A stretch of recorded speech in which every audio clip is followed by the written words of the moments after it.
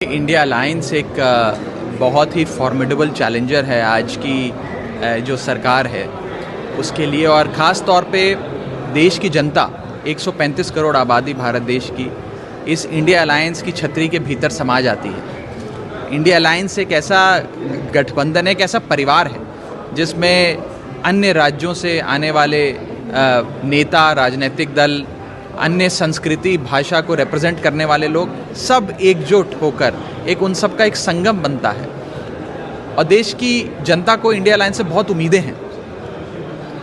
आज की जो सरकार है उसने भारत देश की जनता को महंगाई, बेरोज़गारी, तमाम तरीके की बीमारियां लगा दी हैं, रोग लगा दिया इस देश को। इंडिया अलायंस से लोगों की उम्मीद है कि इंडिया अलायंस इन रोगों से भारत देश की मुक्ति कराएगा, निजात दिलाएगा और भारत को फिर से प्रगति की राह पर, उन्नति की राह पर आगे ले चलेगा।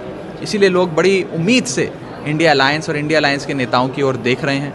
हमारी पहली बैठक पटना में हुई जिसमें साथ आने का एक विचार बना, एक दृढ़ संकल्प सबने मिलकर लिया कि साथ आएंगे, एकजुट होकर लड़ेंगे। बेंगलुरु की जो बैठक हुई उसमें इस अलायंस के स्वरूप पे चर्चा हुई, इसका नामकरण हुआ और इंडिया अलायंस नाम का एक बहुत ही मजबूत गठबंधन बना।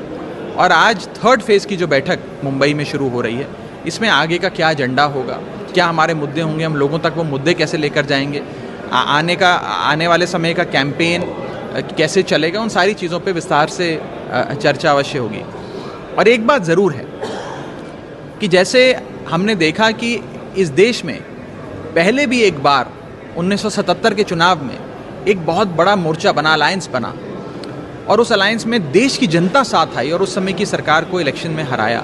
ऐसा ही कुछ आज के दौर में हम देख रहे हैं कि तमाम पॉलिटिकल पार्टियां, लोग देश को बचाने के लिए, लोकतंत्र को बचाने के लिए, संविधान को बचाने के लिए साथ आ रहे हैं। और साथ आकर एक अहंकारी हिटलरशाही से चलने वाली सरकार को अवश्य हार मिलेगी और देश की जनता अवश्य जीतेगी।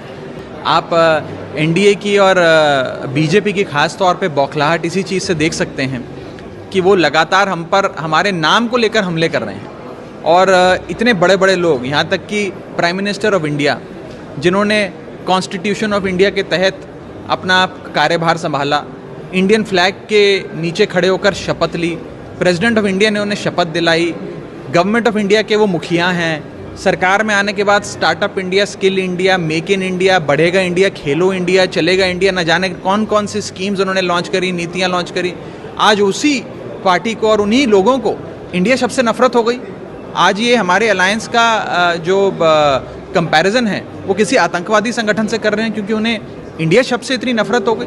ये नफरत नहीं है, ये उनकी बौखलाहट है। ये लोग डरे हुए हैं, घबराए हुए हैं कि कहीं ये गठबंधन सफल ना हो जाए। और आप देखिए रोज़ हर प्रकार से बीजेपी यही प्रयास करती है कि अलायंस फेल हो जाए। कभी कोई मनगढ़ंत आरोप लगा देगी, कभी ये शगुफा फैला देगी कि इस अलायंस के बीच में तो बड़ी टकरार है, आपस में लोग लड़ रहे हैं, लाठियां चल रही हैं, न जाने क्या क्या फैला देते हैं। लेकिन हम सब ये बात समझते हैं और देश की जनता भी ये बात समझती है कि बीजेपी तो हर संभव कोशिश करेगी कि अलायंस फेल हो जाए, लेकिन ये अलायंस फेल होने वाला नहीं है। क्योंकि ये अलायंस सिर्फ 4, 10, 50 नेता जो उस कमरे में बैठे हैं उनका अलायंस नहीं है। ये अलायंस वास्तव में भारत की 135 करोड़ आबादी का अलायंस है। वो आबादी साथ आई है, पूरा देश साथ आया है। और उस 135 करोड़ आबादी का एक ही लक्ष्य है कि हमारी आमदनी नहीं बढ़ी, हमारा खर्चा बढ़ता गया, महंगाई बढ़ती रही, हमारे बच्चों को अच्छी नौकरी नहीं मिली, बड़े बुजुर्गों को इलाज नहीं मिल रहा। इन सारी समस्याओं का, रोज़मर्रा के जीवन में जिन समस्याओं से इंसान जूझता है, उन समस्याओं का हल चाहिए। Thank you so much.